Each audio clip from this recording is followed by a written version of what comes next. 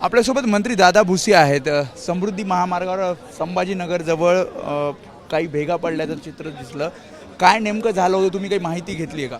समृद्धी महामार्ग आत्ताच्या घडीला 600 किलोमीटर लांबीचा कार्यान्वित आहे। ही वस्तुस्थिती आहे की एक काही मीटर लांब आणि काही मिलीमीटर असं एक भेग त्या ठिकाणी आढळून आली।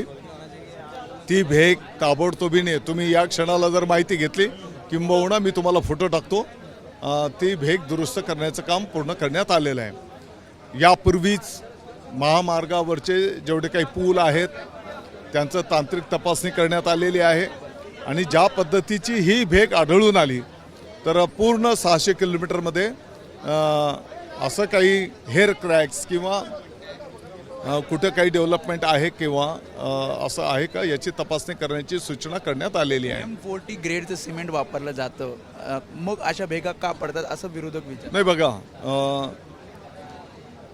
काही ठिकाणी 3-4 मीटर उंचीचे भराव आहेत।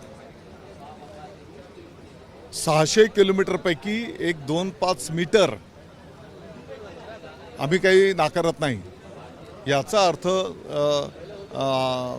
आणि या गोष्टीचं समर्थन पण नाही, परंतु याचा अर्थ हा फार काही मोठा इश्यू आहे अशातला भाग नाही।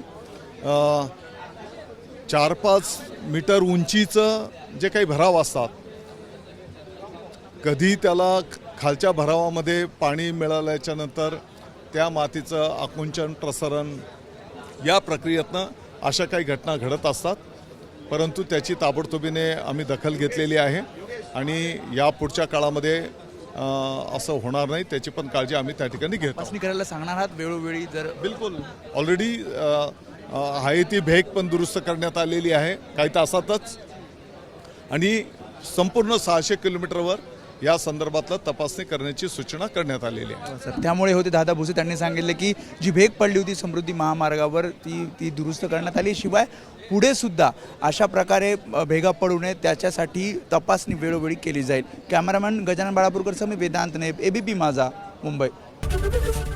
एबीपी माझा, उघडा डोळे बघा नीट।